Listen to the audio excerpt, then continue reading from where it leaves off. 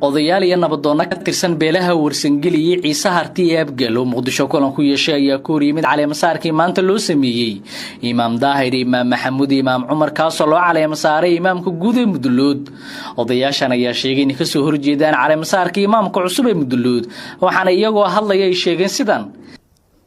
waxaan halkaan isugu nimiday oo ku wada tashanay shirka ka dhacay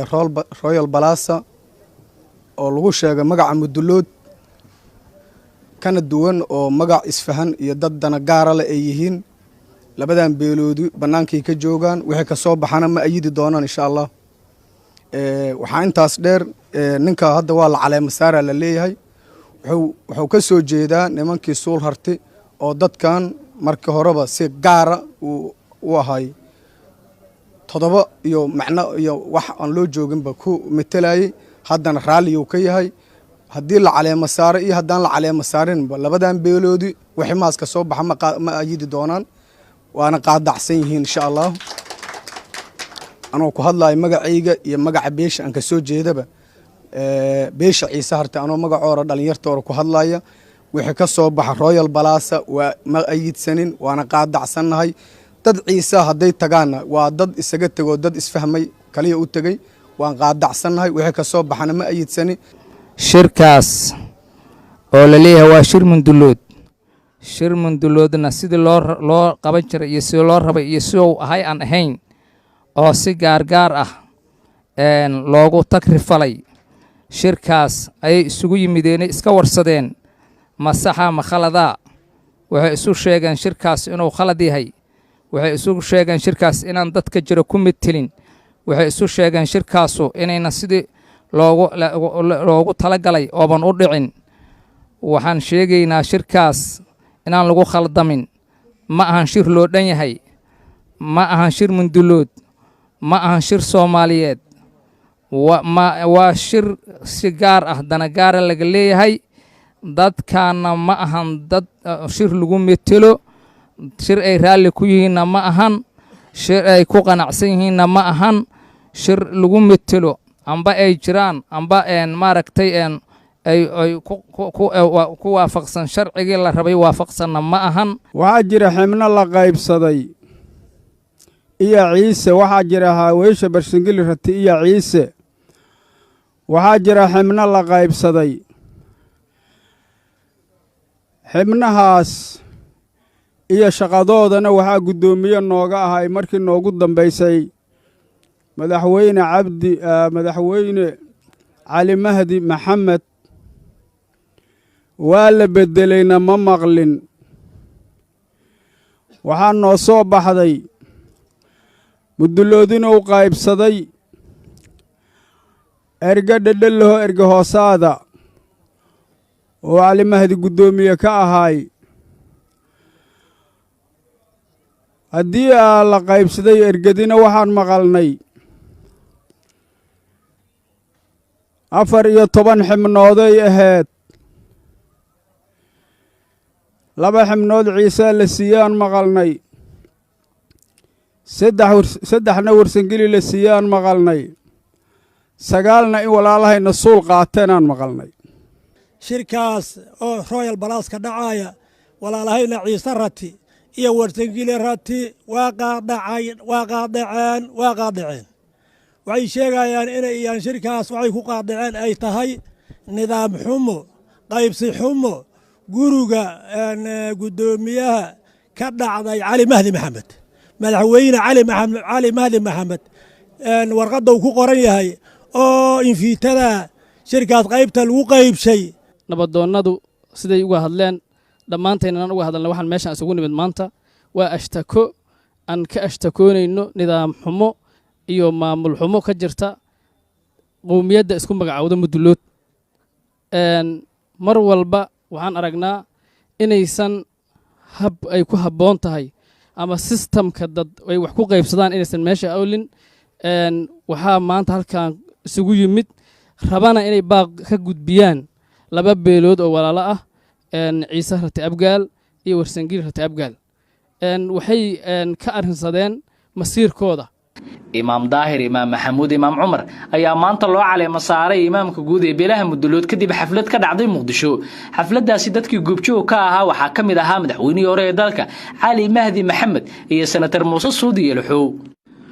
odayaal iyo nabadoonna ka tirsan beelaha warsangeli iyo ciise harti ee abgalo muqdisho kulan ku yeeshay ayaa ku horyimid caleema saarkii maanta loo sameeyey imaam daahir imaam maxamuud imaam cumar kaasoo loo caleema saaray imaamka guud ee mudulood odayaashan ayaa sheegay inay kasoo horjeedaan caleema saarkii imaamka cusub ee mudulood waxaana iyagoo hadlaya ay sheegeen sidan waxaan halkan isugu nimiday oon ku wada tashanay shirka ka dhacaya royal balasa oo lagu sheegay magaca mudulood kana duwan oo magac isfahan iyo dad dana gaara leh ay yihiin labadan beeloodi bannaankay ka joogaan wixii ka soo baxana ma ayidi doonaan insha allah waxaa intaas dheer ninka hadda waa la caleema saara la leeyahay wuxuu ka soo jeedaa nimankii suul harti oo dadkan markii horeba si gaara u ahay todoba iyo macno iyo wax aan loo jooginba ku metelayay haddana raalliyuu ka yahay haddii la caleema saaro iyo haddaan la caleema saarinba labadan beeloodi wixii maaska soo baxa ma ayidi doonaan waana qaadacsan yihiin insha allah anoo ku hadlayo magacayga iyo magaca beesha aan ka soo jeedaba beesha ciise harti anoo magacoora dhalinyartoora ku hadlaya wixii ka soo baxa royal balasa waa ma ayidsanin waana qaadacsannahay dad ciise hadday tagaanna waa dad isaga tegoo dad isfahmay kaliya u tegey waan qaadacsannahay wixii ka soo baxana ma ayidsanin shirkaas oo la leeyahay waa shir mundulood shir munduloodna sidii loo qaban jiray iyo sidii loo rabay iyo siduu ahay aan ahayn oo si gaargaar ah loogu tagrifalay shirkaas ayay isugu yimideen iska warsadeen masaxa ma khaladaa waxay isu sheegeen shirkaas inuu khalad yahay waxay isu sheegeen shirkaas inaan dadka jiro ku metelin waxay isu sheegeen shirkaasu inayna sidii loogu talagalay ooban u dhicin waxaan sheegaynaa shirkaas inaan lagu khaldamin ma ahan shir loo dhan yahay ma ahan shir mundulood ma ahan shir soomaaliyeed waa shir si gaar ah dana gaara laga leeyahay dadkaana ma ahan dad shir lagu metelo shir ay raalli ku yihiinna ma ahan shir ay ku qanacsan yihiinna ma ahan shir lagu metelo amba ay jiraan amba maaragtay ay ku waafaqsan sharcigii la rabay waafaqsanna ma ahan waxaa jira xibno la qaybsaday iyo ciise waxaa jira haaweysha barsangeli rati iyo ciise waxaa jira xibno la qaybsaday xibnahaas iyo shaqadoodana waxaa guddoomiye nooga ahay markii noogu dambaysay madaxweyne cali mahdi maxamed waa la beddelayna ma maqlin waxaa noo soo baxday muduloodinuu qaybsaday erga dhedhellaho erga hoosaada oo cali mahdi guddoomiye ka ahaay haddii la qaybsaday ergadina waxaan maqalnay 14 xibnooday ahayd 2 xibnood ciise la siiyaan maqalnay 3 warsangeli la siiyaan maqalnay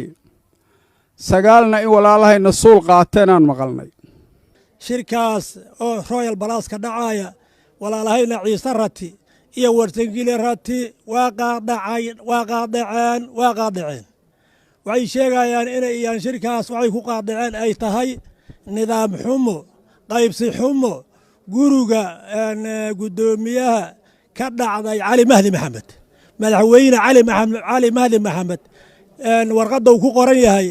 oo infiitada shirkaas qaybta lagu qaybshay nabadoonnadu siday uga hadleen dhammaantaynaan uga hadalna waxaan meeshaan isugu nimid maanta waa ashtako aan ka ashtakoonayno nidaam xumo iyo maamul xumo ka jirta qowmiyadda isku magacaawda mudulood mar walba waxaan aragnaa inaysan hab ay ku habboon tahay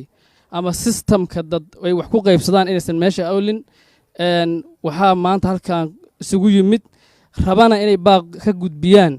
laba beelood oo walaalo ah ciise rati abgaal iyo warsangeli rati abgaal waxay ka arrinsadeen masiirkooda.